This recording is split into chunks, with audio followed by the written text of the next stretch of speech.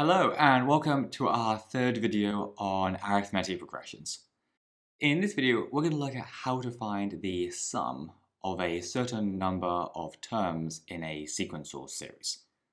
So basically, if you take a sequence like this, and you want to find out what the total of all the terms for the first 20 or 30 terms in the sequence is, how would you do that? And really, this topic rests around these two formulas. So if you haven't seen Sn before, that just means the sum of a certain number of terms. So if you want to find the sum of 20 terms, then n is 20, so S20. And then in the formulas, this first one uses n, the number of terms, a, the first term in the sequence, and d, the common difference, whereas this second formula uses n, a, and l.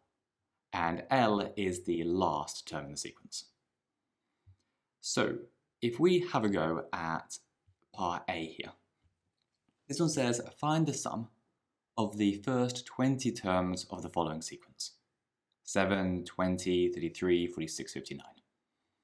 And whenever you're asked to find the sum, the very first thing you need to do is choose which sum formula you're going to use. Sometimes you can use either, and it's kind of up to you. Other times you'll have to pick one or the other depending on what you were given. In this case, we could figure out A, the first one, we could figure out D, and we know n is 20, but we don't know the last term, so we can't use this formula here.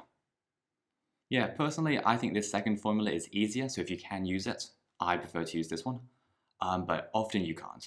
You generally have to use this formula here on the left. And if you were only going to remember one of them, which I wouldn't recommend, you definitely need to know both, but if you were going to remember one, it's this one here, which is far more important. So if we give this question here a go, part A, the first thing we would do, once we've chosen our formula, is then write down our terms, or our variables. So A, being the first term, is 7. That's the first term in our sequence. D is how much we have to add between the terms. So to get from 7 to 20, we have to add 13. So D is 13, and then N is how many terms you're looking for. So because we want 20 terms, N is 20.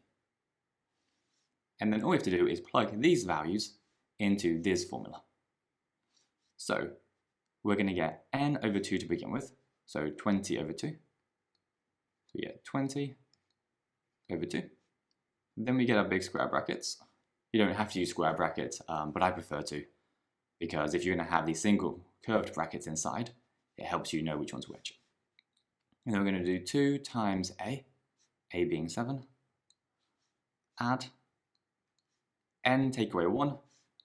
I mean, it's always take away 1, and so you do 20 minus 1 is 19. You don't really need to keep the brackets. And then times D, which is 13. So times 13. And that's that. So then we work this out. 20 divided by 2 is 10. 2 times 7 is 14. And then 19 times 13, please pop that in the calculator.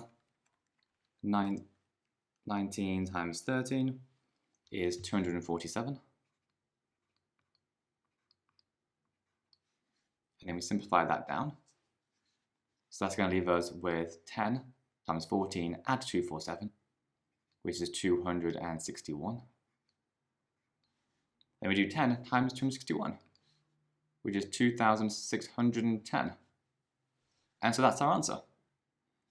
The sum of these 20 terms in this sequence, the sum of all these, and carry on to the 20th one, will be 2,610. And that's our final answer. So then for part B, this one says find the sum of the 15 terms in the following sequence: 93, 88, 83, something, something, something, 23. So they haven't given us the majority of the terms, but they've told us there should be 15 in total. They've given us the first 3 and the very last one. So this time we can use this second formula, because we know the first term, the last term, and how many terms we need. So if I just write that sequence down up here so that we had it, that was 93, 88, 83, something, something, something, 23. And so this term, or this time, our very first term is 93, that was at the beginning. Our last term is 23, that's at the end. And the number of terms that we're looking for is 15, because they told us it's 15 terms. And so then we can plug that. So S of 15, the sum of these 15 terms, is equal to N, and then A, I just write the formula first, A plus L over 2. Yeah. So plugging all these numbers in, N is 15, A is 93, plus L, the last term, is 23, divided by 2. Okay. So now we've got to work that out. So that's going to give us 15, and then 93 add 23 is 116 over 2. 116 over 2 is just 58.